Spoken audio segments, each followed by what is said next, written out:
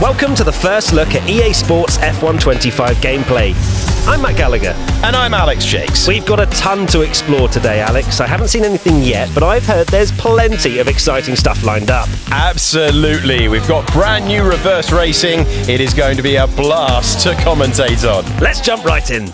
All right, let's pick our team and driver for the first lap. We've gone for Haas and we've gone for Oliver Behrman. Not a bad shout. I'm ready for this one, and you need to be ready as well. We're taking a lap around Austria in reverse. Alex, you've done a lot of commentary, but not in reverse. No, this is going to be a unique challenge, Matt. I'm not nervous at all. Well, nerves or no nerves, Alex, take us through this. Here come the lights. We're going the wrong way round. We're underway and heading to the final corner of the racetrack first. How strange is this? As we go racing with Ollie Behrman into the final turn, and this is going to change things entirely. Will we get through? Everyone cleanly through. We're climbing the hill into the Jochenrink curb, but this is completely alien stuff, Matt. So the studio wanted to spread their efforts to deliver value for players across the board. Reverse tracks allow EA to deliver something a bit more light-hearted, a bit different like we're seeing right now. It's a lot of fun because now we're climbing the hill. At turn 7 and 8, normally, have now turned into a really fast chicane. This is still a great overtaking opportunity, and Ollie Behrman's showing us that. So changing the race line and wear throughout the race is complex. EA manages two versions of each track in one file to account for track wear and wet weather drying. It's not just about reversing direction here. Oh, this is a scary corner, but it's going to get even scarier because instead of climbing up, we're plunging downhill. Not to turn 1, but to the final turn on the racetrack. Look at how quick this is, with no escape on the outside if you get it wrong. Can Behrman make another place? He can. Super move, super racetrack, brilliant. Alex, my brain is fried. What have we just watched? It is a completely different challenge, isn't it? But that's really fun. Right, swiftly on to Miami. You'll be glad to know, Alex, this one is the right way around. An all-new LIDAR scanned track to bring the true experience to the game. I'm liking the sound of that. Let's see what it looks like on board. And it's Oscar Piastri heading into the first turn. Been fortunate enough to attend this race on a couple of occasions, and the detail, not only on track, but around the stadium section, really impressive stuff. Stuff that you'd only know if you'd been there. Amazing. So the accuracy is because of the LiDAR. It gives billions of data points, and also by matching the LiDAR data, the sense of speed would also translate closer to what a driver would experience on track. We've even got the cable car on the left-hand side. I love it. But as we come down to the braking zones, this is what's going to make the difference when you are behind the wheel and being passed by Lando Norris initially. Over the bumps, which curbs can you use? Which curbs do you need to avoid? Absolutely crucial. Certainly at corners like this, as we climb the hill, some you have to avoid, some you have to take, like that one on the apex of the chicane. So LiDAR enhances track realism by capturing details like elevation and curb height. You could just see when we were on board there, the way the car was bouncing around and compressing. It's brilliant stuff. And we're going all the way to the end now. Here we go with Oscar Piastri. We're going to get the bumps into the braking zone. How much speed can he take through here? Final corner of the last lap. Stadium is ahead of us, but we're heading to the checkered flag. And Oscar Piastri comes over the line to win again and to punch the air. Absolutely awesome. Just amazing, mate. Well done. Woo. Well done, everybody. Massively deserved. That's a nice touch, isn't it? Oscar Piastri in the flesh. Yeah, his actual team radio included in the game. Off to the podium we go now. Loving that from the podium. And off we are. This is looking like a massive step up. So using Valve Index base stations and a Vive tracker mounted onto a camera rig, EA took the existing podium cutscene animations in Motion Builder and used a plugin which allowed EA to record the tracking data from the Vive tracker. So this gave EA the natural movement that would be expected when a camera operator is reacting to events unfolding in front of them. Hence the step up. It sounds like so much work has gone into it. Now to Silverstone we go. And at the bottom, reverse track with a pit stop. Bring this on. I'm really looking forward to seeing what this place looks like. The wrong way round. We're chasing down Fernando Alonso on board with Isaac Hadjar, and we're going the wrong way round through Luffield Corner, heading into Brooklands, and that is going to make the next part of the track scary quick. It's learning a completely different track the wrong way round. My brain can't really compute what's going on, but we're in the slipstream of Alonso, Alex. Okay, we're heading into what would normally be the opening corners. This is now a massive overtaking opportunity. This is so strange, you know.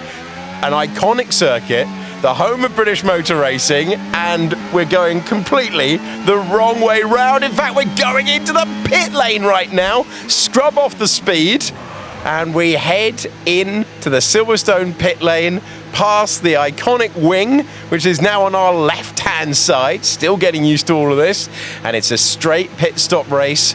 Hadjar versus Alonso. In goes Alonso, and now we're hitting our marks. Can we jump him here?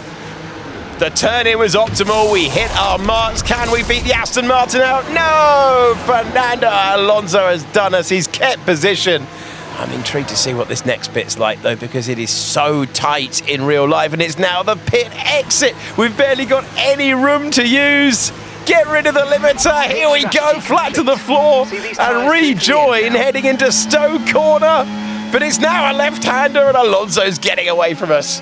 Phenomenal stuff. So the garages in the pit lane have a totally new layer comprising of all bays, pit perches, crew, floor decals, garage signage, pit limits and exit lights. Everything had to face the other direction and be ordered differently.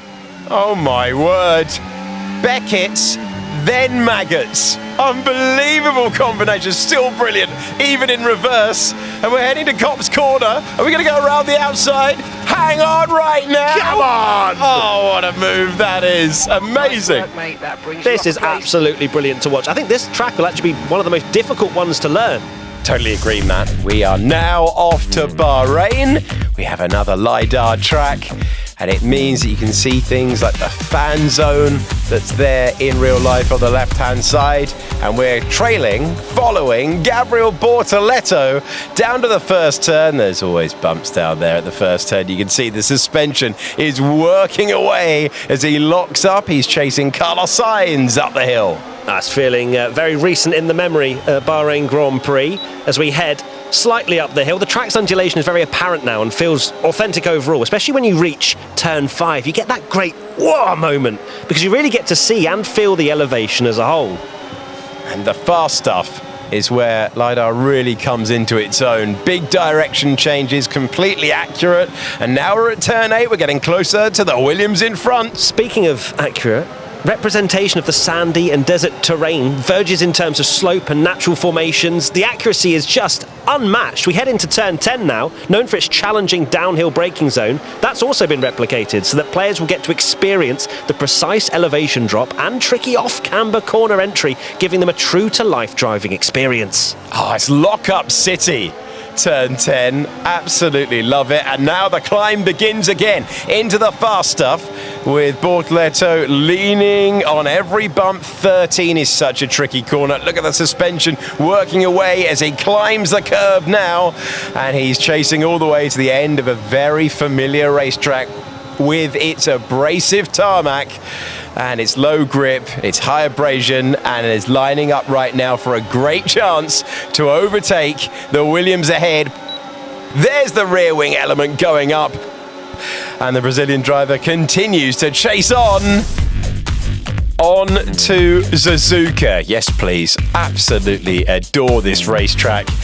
And we are about to find ourselves doing an attacking lap around iconic corners with the LIDAR, more accurate than they have ever been before. This is turn 1 at high speed, and we're working our way into the S's. Look at that on the left-hand side. We got the cherry blossoms. Wonderful.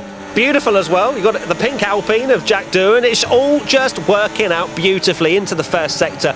One of the most iconic sets of corners in the entire Formula One calendar. You can feel the car moving around, compressing. It's just brilliant. Into the Degners. Through the first one. Through the second one. And we're gaining all the time on Yuki Tsunoda. The dive bomb! The Kobayashi dive bomb move from Jack Doohan. How about it? Excellent stuff. I'm loving this racetrack with all of the details around here. Spoon Corner is next. Fans watching from the side. More cherry blossom. And around this racetrack, it really is a beautiful place to come. Spot the Cherry Blossom is the game we're playing at the moment. We're in the slipstream of Alex Albon. It's looking beautiful. How's 130R going to be? Albon wants a move. That is a dangerous place to try and overtake. He couldn't make the pass. How about the iconic chicane?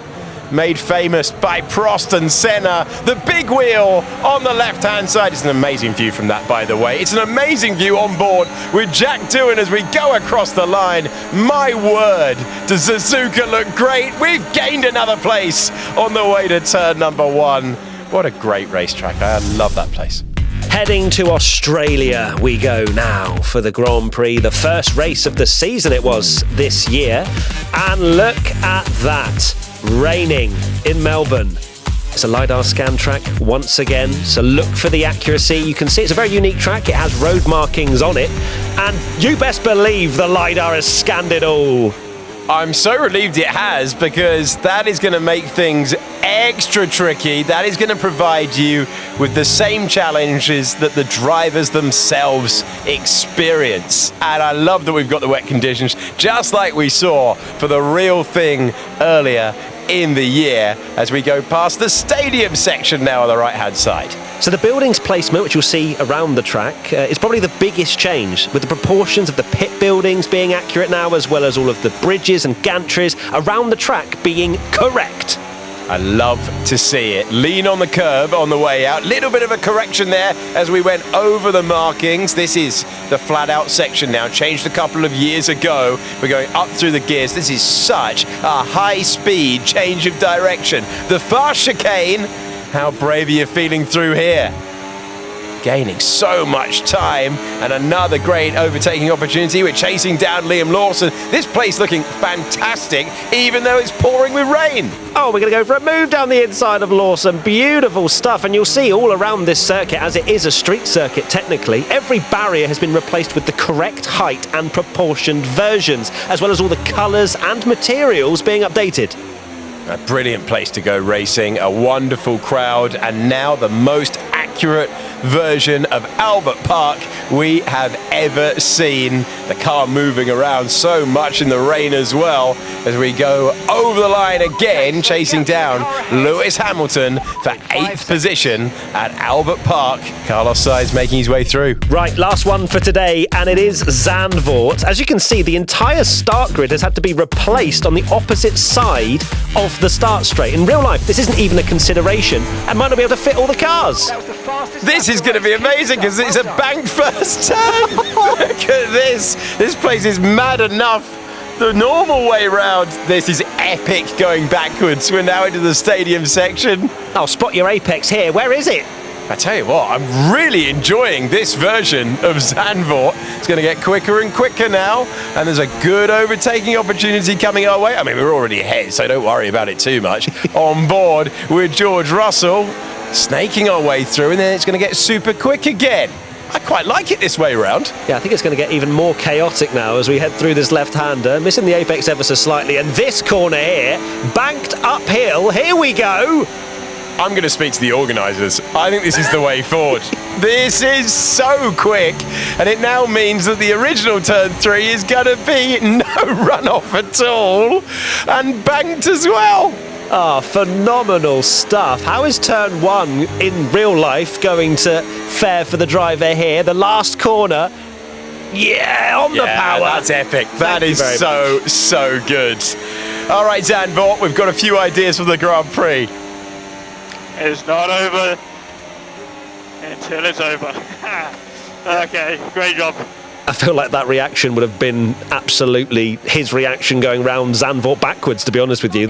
Players can actually expect over 1,000 radio messages across the game from real-life races. That was a lot of fun, Alex. A great look, an insight into F1 25. How did you find it? Yeah, really enjoyed it. I'm loving that reverse track feature. Make sure you go and pre-order F125 now.